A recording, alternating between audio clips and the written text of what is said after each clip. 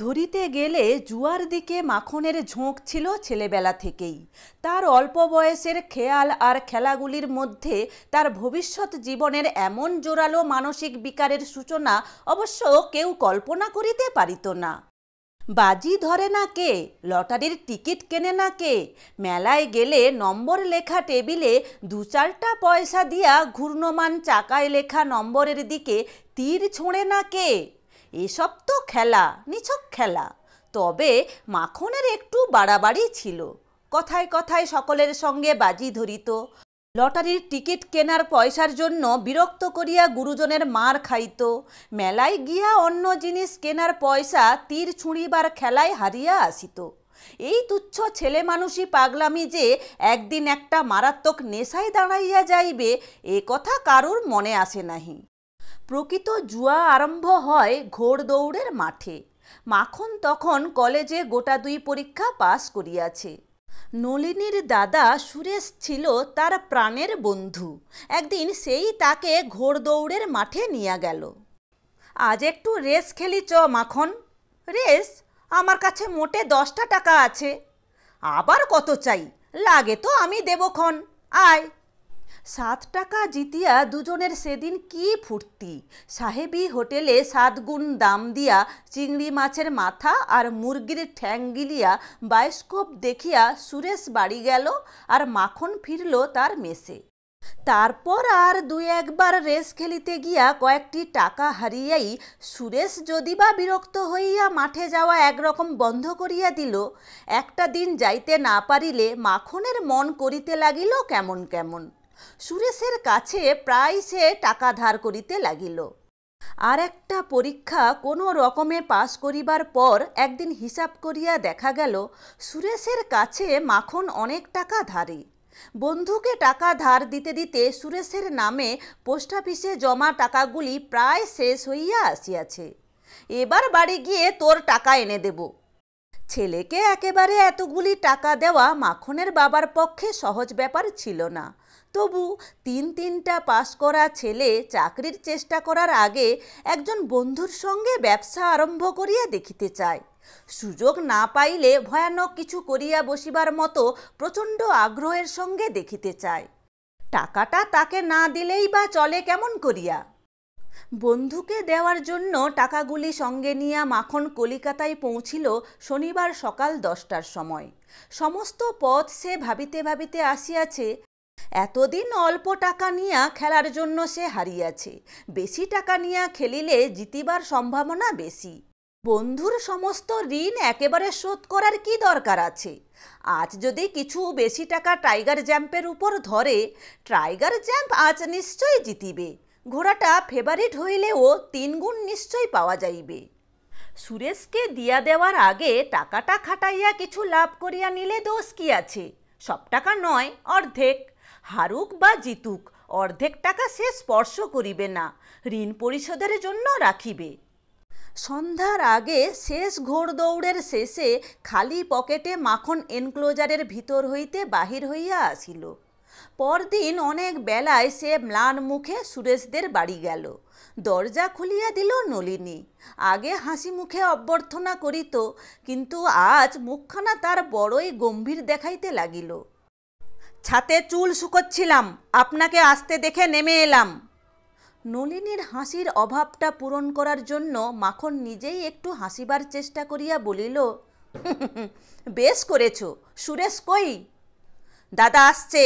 টাকা এনেছেন দাদার? মাখন থতমত খাইয়া বলিল, টাকা? ও টাকা! তুমি জানলে কি করে টাকার কথা?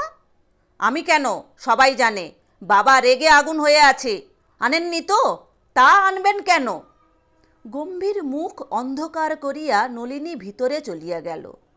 সুরেশ আসিলে টাকার কথাটা উঠিল বড়ই খাপছাড়া ভাবে। মাখন বলিল, তোর টাকাটা আমি দিতে পারবো না সুরেশ। এক কাজ কর, ওই টাকাটা আমায় পণ দে, আমি নলিনীকে বিয়ে করব। কথা ছিল কথাটা গোপন থাকবে, কিন্তু শেষ পর্যন্ত তা থাকিল না। বিনা পণে বন্ধুর বোনকে বিবাহ করার জন্য মনে মনে বাড়ির সকলেই একটু চটিয়াছিল। নলিনী তেমন রূপসীও নয়। কথাটার সমালোচনা হইত নানাভাবে। একটু কটুভাবেই। নলিনী যে কি করিয়া মাখনকে ভুলাইল ভাবিয়া সকলে অবাক হইয়া যাইত। আজকালকার মেয়ে, ফন্দিবাজ বাপের মেয়ে, ওদের পক্ষে সবই হয়তো সম্ভব। আচ্ছা, টাকা কড়ি যখন ছিল না, গয়না কিছু বেশি দেওয়া কি উচিত ছিল না নলিনীর বাপের? শুনিতে শুনিতে একদিন রাগে নলিনী দিশাহারা হইয়া গেল। বড় গুরুজন কেউ মন্তব্য করিলে রাগে দিশাহারা হইয়াও হয়তো সে চুপ করিয়া থাকিত, কিন্তু সেদিন মন্তব্যটা করিয়াছিল ননদ বিধু। তার সঙ্গে ইতিমধ্যেই কতকটা ভাব হইয়া যাওয়ায় সে বলিল, পণ দেওয়া হয়নি মানে? পণ তো ওকে আগেই দেওয়া হয়েছে। তারপর সব জানাজানি হইয়া গেল। প্রথমটা কেউ বিশ্বাস করিতেই চায় না, কিন্তু সত্য কথায় বিশ্বাস না করিয়া উপায় কি? মাখনকে জিজ্ঞাসা করায় সেও স্বীকার করিয়া ফেলিল। রাত্রে মাখন বলিল, টাকার ব্যাপারটা বলতে না তোমায় বারণ করেছিলাম, বললে কেন? নলিনী বলিল, ব্যবসার নাম করে দাদাকে দেবার জন্য টাকা নিয়ে গিয়েছিলে, আমায় বলনি কেন? আমার রাগ হয় না বুঝি? রাগ হলে তুমি বুঝি 10 জনের কাছে আমার বদনাম করে শোধ তুলবে? তুমি তো কম শয়তান নও। বিশ্রী একটা কলহ হইয়া গেল। কথা বন্ধ রহিল 3 দিন। আবার কথা আরম্ভ হওয়ার 10 মিনিটের মধ্যে নলিনী জিজ্ঞাসা করিল, আচ্ছা, অতগুলো টাকা কি করলে? দাদার কাছ থেকে নিয়েছো, বাবার কাছ থেকে নিয়েছো, টাকা তো কম নয়। প্রথমে কৈফিয়তটা ভালো করিয়া নলিনীর মাথায় ঢুকিল না। চুপি চুপি কার সঙ্গে মাখন ব্যবসা করিতেছিল, সব টাকা লোকসান গিয়াছে। তারপর সে টের পাইল মাখন মিথ্যা বলিতেছে। মনটা তার খারাপ হইয়া গেল। স্বামীর মন তো তার ছোট নয়। টাকা পয়সার ব্যাপারে সে বরং অতিমাত্রায় উদার। টাকা পয়সার ব্যাপারেই তার কেন মিথ্যা বলার প্রয়োজন হইল? বাপ আর শ্বশুরের চেষ্টায় মাখনের একটা চাকরি জুটিয়া গেল ভালোই। বছর 5 মধ্যে বেতন বাড়িয়া গেল প্রায় 300 টাকায়। এতদিনে নলিনীর একটি ছেলে আর একটি মেয়ে হইয়াছে, এবং কতকটা স্বামীর চাকরির জন্যই অতি দ্রুত প্রমোশন পাইয়া পাইয়া স্বামীর সংসারে প্রায় গিন্নির পদ পাইয়াছে। সংসারে বিশেষ অশান্তি নাহি, রোগ শোক নাহি, অনটন নাহি। নলিনীর মনেও জোরালো দুঃখ কিছু নাহি। কেবল সেই যে 3 দিন কথা বন্ধ থাকার পর মাখনের মিথ্যা বলার জন্য মনটা তার খারাপ হইয়া গিয়াছিল। মৃদু আশঙ্কার মতো একটা স্থায়ী অস্বস্তির মধ্যে সেই মন খারাপ হওয়ারই কেমন যেন একটা অদ্ভুত খাপছাড়া জের চলিতেছে। কোনো পাপ করে নাহি নলিনী, তবু ভয়ে রূপান্তরিত পুরনো পাপের মতোই কি যেন একটা দুর্বোধ্য ভার সব সময় তার মনকে বহন করিতে হইতেছে। মাখনের জুয়ার নেশা কাটিয়া যায় নাহি। ভালোবাসার নেশার মতোই প্রথম বয়সের উদ্দাম উচ্ছৃঙ্খলতা আর অসহ্য অধীরতার যুগটা পার হইয়া ধীর স্থির হিসাব করা নেশায় দাঁড়াইয়া গিয়াছে। পাকা প্রেমিকের অভ্যস্ত প্রেম করার মতো তার জুয়া খেলাটাও দাঁড়াইয়া গিয়াছে অনেকটা নিয়মিত। টাকা অবশ্য জমে না, অনেক স্বাদ অবশ্য মেটে না। মাঝে মাঝে বিশেষ প্রয়োজনের সময় টাকার জন্য অবশ্য সাময়িকভাবে রীতিমতো বিপদে পড়িতে হয়, তবু মোটামুটি সংসার চলিয়া যায়। মাখনের 100 টাকা বেতন হইলে যেমন চলিত তেমনিভাবে চলিয়া যায়। মাখনের বেতন 100 টাকা ধরিয়া নিলে অবশ্য অনেক হাঙ্গামাই মিটিয়া যাইত। এর চেয়ে অনেক কম বেতনেও জগতে অনেক লোক চাকরি করে, কিন্তু মুশকিল এই যে 300 টাকা যে বেতন পায় তার বেতনের 200 টাকা কোনো কাজে না আসিলেও বেতন তার 100 টাকার বেশি নয়, এটা ধরিয়া নেওয়া তার নিজের পক্ষেও অসম্ভব, আত্মীয় বন্ধুর পক্ষেও অসম্ভব। আত্মীয় বন্ধুর রাগ, অভিমান, বিরক্তি আর উপদেশ উপরোধ সমালোচনা এখনও চলিতে থাকিলেও নলিনী একরকম আর কিছুই বলে না। সে জানে এ রোগের ওষুধ নাহি। এ কথাটাও সে জানে যে প্রয়োজন হইলে জুয়ার খরচটা মাখন কামাইয়া দিবে, কিন্তু সত্য সত্যই প্রয়োজন হওয়া চাই। পেট ভরানোর মতো, গা ঢাকা দেওয়ার মতো, রোগের সময় ডাক্তারের টাকা ওষুধ কেনার মতো খাঁটি প্রয়োজন। এরকম আসল প্রয়োজন মেটানোর দায়িত্ববোধের কাছেই কেবল তার জুয়ার নেশা হার মানে। কত কৃত্রিম প্রয়োজনই নলিনী দাঁড় করাইবার চেষ্টা করিয়াছে, কতবার কতভাবে স্বামীকে বুঝাইবার চেষ্টা করিয়াছে, সংসারে এটা নাহি, ওটা নাহি, সেটা নাহি। মাখন শুধু বলিয়াছে, আচ্ছা আচ্ছা হবে, কিন্তু শেষ পর্যন্ত প্রায় কিছুই হয় নাহি। বাড়ি বদলানোর জন্য নলিনী অনেকবার ঝগড়া করিয়াছে, বলিয়াছে, এ বাড়িতে আমি থাকবো না, একটা ভালো বাড়িতে চলো। রাগ করিয়া বাপের বাড়ি চলিয়া গিয়াছে। তখন অবশ্য মাখন বেশি ভাড়ার একটা ভালো বাড়িতে উঠিয়া গিয়াছে, কিন্তু তার ফলটা নলিনীর পক্ষেই হইয়াছে মারাত্মক। কারণ জুয়ার খরচ মাখন এক পয়সা কমায় নাহি, টান পড়িয়াছে সংসারের খরচেই। আবার উঠিয়া যাইতে হইয়াছে কম ভাড়ার বাড়িতে। নলিনী বলিয়াছে, আমি দুগাছা করে নতুন চুড়ি গড়াবো। মাখন বলিয়াছে, আচ্ছা, কিন্তু তারপর 2 বছরের মধ্যে সস্তা একজোড়া দুলও নলিনীর গড়ানো হয় নাহি। কারণ চুড়িও নলিনীর আছে, দুলও আছে। কিন্তু নলিনী যেদিন বলিয়াছে, একটা লাইফ ইন্স্যুর পর্যন্ত করবে না তুমি, তার 1 মাসের মধ্যে মাখন 10,000 টাকার লাইফ ইন্স্যুরেন্স করিয়াছে এবং এখনও পর্যন্ত নিয়মিত প্রিমিয়াম দিয়া আসিলেও বেশি ভাড়ার বাড়িতে উঠিয়া যাওয়ার ফলটা নলিনীকে ভোগ করিতে হয় নাহি। ধরিতে গেলে টাকা পয়সার ব্যাপারে স্বামীর সঙ্গে তার একটা বোঝাপড়াই হইয়া গিয়াছে, তবু সেই রহস্যময় মৃদু আতঙ্কের পীড়ন একটুও শিথিল হয় নাহি। কি যে একটা বিপদ ঘটিবে, অল্প দিনের মধ্যেই ঘটিবে, কিন্তু কি ঘটিবে? মাখন একদিন জুয়ায় সর্বস্ব হারিয়া সর্বনাশ করিবে, কিন্তু মাখনের সর্বস্ব তো তার 300 টাকার চাকরি। উপার্জনের টাকা জুয়ার নেশায় নষ্ট করার সম্বন্ধে সে যতই অবিবেচক হোক, চাকরি নষ্ট করার মানুষ সে নয়। সে বিশ্বাস নলিনীর আছে। তবে আরও অনেক বেশি আরামে ও সুখে বাঁচিয়া থাকার সুযোগ পাইয়াও স্বামীর দোষে কোনো রকমে খাইয়া পড়িয়া অতি গরিবের মতো বাঁচিয়া থাকিতে পাওয়ার যে জ্বালাভরা অভিযোগ, এটা কি তারই প্রতিক্রিয়া? কিন্তু কোথায় জ্বালাভরা অভিযোগ? রাজপ্রাসাদে রাজরানীর মতো সুখে ও আরামে থাকিবার ব্যবস্থা মাখন করিয়া দিক, এটা সে চায়, মাখনের ভালোবাসার প্রকাশ হিসাবে চায়, কিন্তু না পাওয়ার জন্য বিশেষ ক্ষোভ তো তার নাহি। নলিনী তাই কিছু বলে না, সব বিষয়ই সে একরকম হাল ছাড়িয়া দিয়াছে। মাখনের সহজ সাধারণ ভালোবাসার মধ্যে একটু রোমাঞ্চ আনিবার চেষ্টাই পর্যন্ত। চেনা মানুষ স্বামী হইয়াছে, তার কাছে কি অচেনা মানুষের নাটকীয় ভালোবাসা আশা করা যায়? এতদিন ছেলে মানুষ ছিল, তাই চেষ্টা করিয়াছে।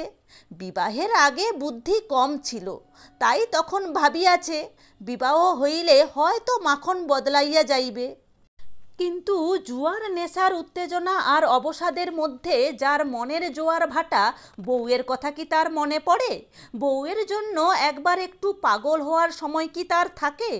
ভাবিতে ভাবিতে নলিনীর সাধারণ ছোট ছোট চোখ দুটি অস্পষ্ট স্বপ্নের স্পষ্ট ছায়া এমন অদ্ভুত ভাবালুতার আবরণে ঘনাইয়া আসে যে জগতের সব ডাগর ডাগর চোখগুলিতেও তা সম্ভব মনে হয় না। হয়তো তখন দুপুরবেলায় আঁচল পাতিয়া মেঝেতে গড়ানোর অবসরটা পাওয়া গিয়াছে। ছেলেমেয়েরা একজন খেলায় মত্ত, একজন ঘুমে অচেতন। চোখ বুজিলে কষ্ট বাড়িয়া যায়। নলিনী তাই চোখ মেলিয়া স্বপ্ন দেখে, তাই কুমারী জীবনের স্বপ্ন। আত্মহারা আবেগের সঙ্গে তাকে ভালোবাসিলে মাখন কি করিত? সম্ভব অসম্ভব কত কথাই নলিনী ভাবে। তারপর অল্প অল্প অস্বস্তির মধ্যে মৃদু ভয়ের পীড়নে স্বপ্ন শেষ হইয়া চোখ দুটি তার বড় সাধারণ দেখাইতে থাকে। 2টি সন্তান যার, তার কেন আর এসব স্বপ্ন দেখা? আর কি এ স্বপ্ন সফল হয়? যদি বা হয়, কোনো এক আশ্চর্য উপায়ে আংশিকভাবে সফল হয়, 2 দিন পরে সেটুকু সম্ভাবনাও আর থাকিবে না। আবার ছেলে বা মেয়ে কোলে আসিবে নলিনীর, তারপর সব শেষ। উদাসীন মাখনের মধ্যে প্রেমের উদ্দীপনা জাগানোর কথা ভাবিতে তার নিজেরই কি লজ্জা করিবে না? কি দিয়াই বা সে উদ্দীপনা জাগাইবে? এখনও কেউ জানে না, 2 দিন পরেই জানিবে। মাখন হয়তো খুশি হইয়া আদর যত্ন বাড়াইয়া দিবে, বলিবে, একটু দুধ খেও, এ সময় দুধ টুধ খেতে হয়। কিন্তু তারপর আরও শ্রান্ত হইয়া পড়িবে মাখন, আরও ঝিমাইয়া পড়িবে। মাথা কপাল খুঁটিয়া মরিয়া গেলেও আর নলিনী তাকে জাগাইয়া তুলিতে পারিবে না। নলিনীর ভ্রু কুঁচকাইয়া যায়, সংকুচিত চোখ দুটিতে মরণের চেয়ে গভীর আতঙ্কের ছায়া পড়ে। শীতের দুপুরে কপালে বিন্দু বিন্দু ঘাম দেখা যায়। কোনো কি উপায় নেই? যে কোনো উপায়? ব্যর্থ হইলে যদি সর্বনাশ হওয়ার সম্ভাবনাও থাকে, তবু সার্থকতার যেটুকু সম্ভাবনা থাকিবে তারই লোভে সে একবার চেষ্টা করিয়া দেখিত। কিন্তু সেরকম উপায় বা কোথায় যাতে সমস্ত শেষ হইয়া যায়, নয় মাখনের ভালোবাসা মেলে? ঠিক সেই সময় দুরু দুরু বুকে গভীর আগ্রহের সঙ্গে মাঠে রেলিং ঘেঁষিয়া 11টি ঘোড়ার মধ্যে একটির অগ্রগতি লক্ষ্য করিতে করিতে মাখন ভাবিতেছিল, এবারও না জিতিলে বিপদে পড়িবে বটে, কিন্তু যদি যেতে। সন্ধ্যার পর ঘোড়দৌড়ের মাঠ হইতে বন্ধু অবনীর সঙ্গে শ্রান্ত ক্লান্ত মাখন ফিরিয়া আসে। সুরেশের মতো অবনী এখন তার অন্তরঙ্গ বন্ধু। মানুষটা সে একটু বেঁটে, রোগা, লাজুক আর ভীরু। কথার জবাবে পারিলে কথা বলার বদলে মৃদু হাসিয়াই কাজ সারে। কখনো কেউ তাকে উত্তেজিত হইতে দেখিয়াছে কিনা সন্দেহ। ঘোড়া ছুটিবার সময় মাখন যখন আগ্রহে উত্তেজনায় বাঁ হাতের বুড়ো আঙুলটা কামড়াইতে থাকে, অবনী নির্বিকারভাবে বিড়ি টানিয়া যায়। জিতিলে মাখন হুররে বলিয়া প্রচণ্ড একটা চিৎকার করিয়া লাফাইয়া ওঠে, হারিলে ঝিমাইয়া পড়ে। অবনী জিতিলেও মৃদু একটু হাসে, হারিলেও হাসে। নলিনীর সাজ পোশাক দেখিয়া দুজনেই একটু অবাক হইয়া যায়। ফ্যাশন করিয়া শাড়ি পরিয়াছে, রঙিন ব্লাউজ গায়ে দিয়াছে, শুধু ঘষা মাজায় খুশি না হইয়া গালে বোধহয় একটু রঙের আর চোখে একটু কাজলের ছোঁয়াচ দিয়াছে। মাখন বলে, কোথায় যাবে? নলিনী একগাল হাসিয়া বলে, কোথায় আবার যাব? সেজেছ যে? সেজেছি, কি জ্বালা! কোথাও না গেলে বাড়িতে বুঝি ভূত সেজে থাকতে হবে? তারপর অবনীর কাছে গিয়া বলে, সইকে বুঝি তালা বন্ধ করে রাখেন, আসে না কেন? অবনী নীরবে মৃদু একটু হাসে। চলুন সইয়ের সঙ্গে দেখা করে আসি বলিয়া স্বামীর যে বন্ধুর সঙ্গে 3 হাত তফাতে দাঁড়াইয়া নলিনী সংক্ষেপে কথা বলিত, রীতিমতো তার হাত ধরিয়া তাকে টানিয়া তোলে এবং মাখনের দিকে এক নজর না চাহিয়াই বাহির হইয়া যায়। প্রাণপণে চেষ্টা করিয়াও নলিনী ভিতরের উত্তেজনা গোপন করিতে পারে না। অবনীর বউ বলে, কি হয়েছে সই? কিছু না। কোমরে আঁচল জড়াইয়া অবনীর বউ রান্না করিতেছিল। নলিনীর চেয়ে সে বয়সে বড়, কিন্তু বড়ই তাকে ছেলে মানুষ দেখায়। মানুষটা সে সব সময় হাসি খুশি, কাজ করিতে করিতে গুনগুন করিয়া এখনও গান করে। তাকে দেখিলেই নলিনীর বড় হিংসা হয়, মনটা কেমন করিতে থাকে। ওর স্বামীও তো জুয়া খেলে, তার চেয়ে অনেক কষ্টেই ওকে সংসার চালাইতে হয়। 2টি ছেলের মধ্যে একটি ওর মরিয়া গিয়াছে, তবু সব সময় এমন ভাব দেখায় কেন? 2 দিন আগে বিবাহ হইয়া আসিয়া স্বামীর আদরে মাটিতে পা যেন পড়িতেছে না। অবনীর বউ বলে, এমন সেজেগুজে হঠাৎ? নলিনী বলে, এমনি এলাম তোমায় দেখতে। কি ভাগ্যি আমার! ভাতের হাঁড়ি উনানে চাপাইয়া হাসিতে হাসিতে অবনীর বউ কাছে আসিয়া বসে। কথা আজ জমে না। রাত্রির সঙ্গে নলিনীর ভয় বাড়ে, ক্রমেই বেশি অন্যমনস্ক হইয়া যায়, তবু উঠিবার নাম করে না। যত রাত হইবে মাখন তত বেশি রাগ করিবে, তত বেশি নাড়া খাইবে মাখনের মন। একটুও কি পরিবর্তন আসিবে না? রাগটা যখন পড়িয়া যাইবে তখন। রান্না শেষ হয়, অবনীর খাওয়া হইয়া যায়, তখনও নলিনীকে বসিয়া থাকিতে দেখিয়া অবনীর বউ অস্বস্তি বোধ করিতে থাকে। হাসি খুশি ভাব মিলাইয়া গিয়া তারও মুখে যেন ভয়ের ছাপ পড়ে। আমায় কিছু বলবে সই? নলিনী মাথা নাড়িয়া বলে, কি বলবো? না না, কিছু বলবো না। তোমায় নিতে আসছে না যে? কে জানে, ওর কথা বাদ দাও।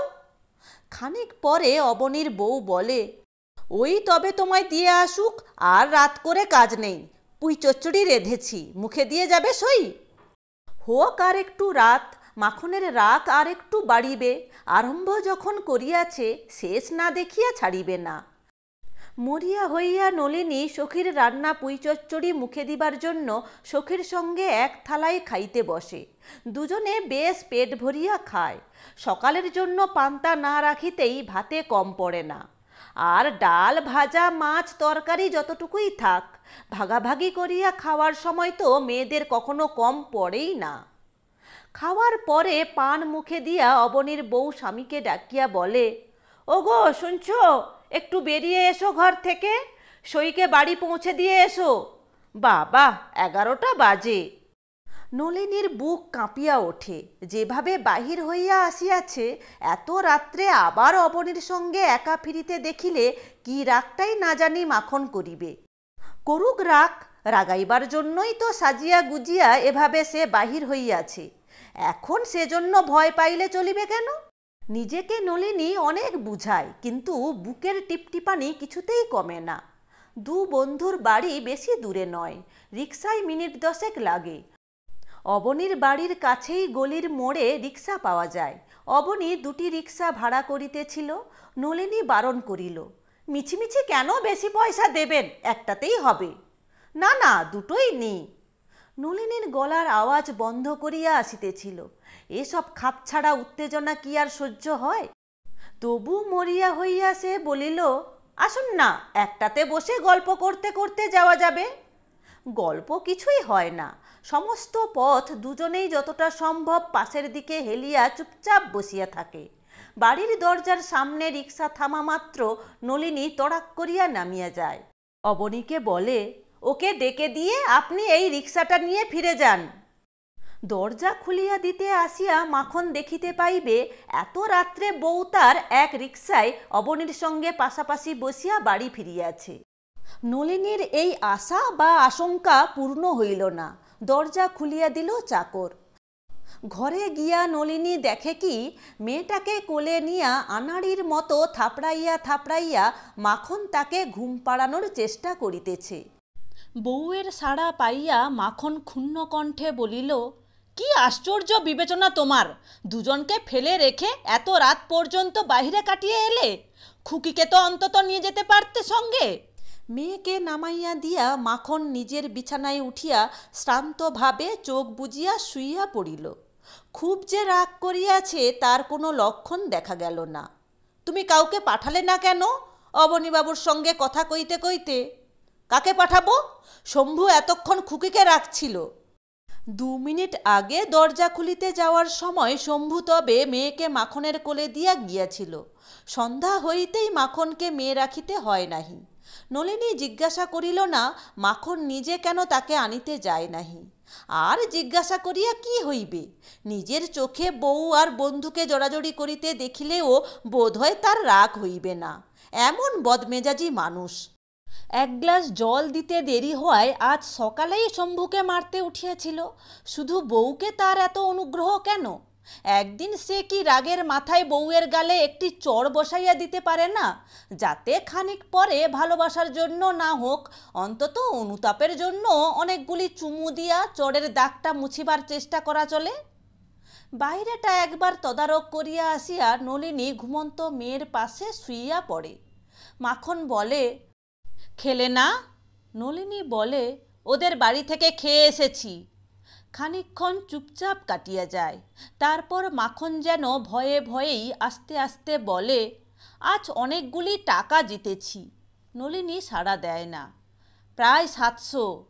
নলিনী তবু সাড়া দেয় না। তোমায় একটা গয়না গড়িয়ে দেব, যা চাও। নলিনী চুপ করিয়া থাকে।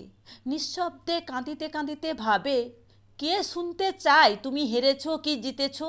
কে চায় তোমার গয়না? একবার কাছে ডাকতে পারো না আমায়?